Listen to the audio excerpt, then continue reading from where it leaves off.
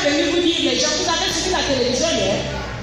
Il y a eu un débat entre les gens qui disent non et les gens qui disent oui.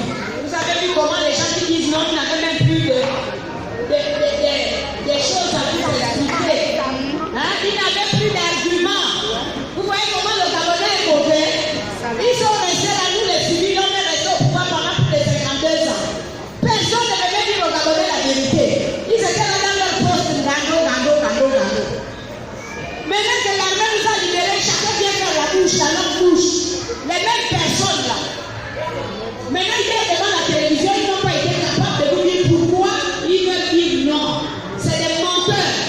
Ils veulent nous distraire parce que désormais, c'est plus les partis politiques qui vont décider, c'est le peuple. C'est le peuple qui va décider. Donc voilà pourquoi vous devez voter cette loi.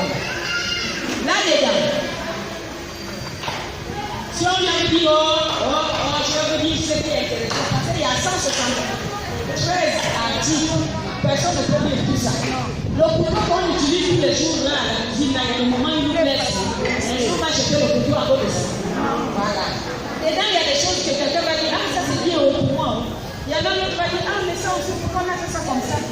Mais tout ne peut pas être, tout le monde ne peut pas tomber d'accord. Mais ce qui est vrai, c'est qu'il faut que le nouveau Gabon arrive. Est-ce que vous comprenez? Pour ceux qui veulent être président, on a des enfants qui font l'école. Demain, eux aussi, ils peuvent dire, moi je peux être président. Parce que pour être président, ce n'est pas écrit que c'est l'enfant du riche, l'enfant du pauvre. En 1960, il n'y avait aucun Gabonais qui était riche. Nous tous, nous sortions des familles pauvres. Et chaque famille s'est développée en fonction de sa force. Moi, je suis l'enfant de commerçant. Mes parents m'ont envoyé l'école, tous les enfants de mon père. Mon père me disait toujours, moi je n'ai pas pu faire l'école, mais je vais me battre pour que mes enfants aillent à l'école et fassent l'école. Aujourd'hui, si je me tiens devant vous, c'est parce que j'ai eu un père et une mère qui m'ont éduqué. Donc, pour être président au Gabon, il faut être Gabonais. Sinon, les Gabonais étaient durs, hein, engagés. On a dit, comme on a souffert, on a dit que c'est les étrangers qui nous gouvernaient. Les Gabonais voulaient que ce soit un Gabonais à 100%. Ça vient un Gabonais né de père, de mère Gabonais, les grands-parents Gabonais. Et il doit parler une langue du Gabon. Ce n'est pas les gens qu'on vient là. Chez nous, là, on va faire nos rites.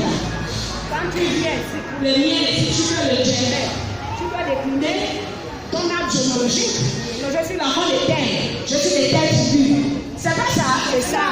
Et c'est comme ça que nos ancêtres, nos génies vont te protéger, non? Mais si tu ne connais pas tout ça là, tu penses que tes génies vont te protéger? Amen. Chez les Poulous, c'est la même chose. Chez les Zélis, c'est la même chose. Chacun doit connaître ses ancêtres, doit connaître ses origines, doit être initié à quelque chose. La mère doit te transmettre l'éducation qu'une femme doit avoir quand tu vas en mariage. Comment tu dois te comporter? Ce sont nos valeurs. C'est ça là maintenant le nouveau Gabon.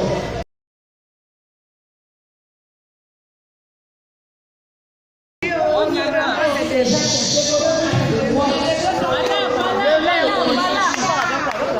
Voilà, c'est là. Voilà une Gabonaise qui a déjà pris sa carte. Je suis allé chercher le moi. Si tu viens de changer le Gabon, tu vas aller chercher ta carte de vote. Le 16, vous partez au vote. Est-ce que vous avez compris? Et vous allez voter oui. On va voter oui.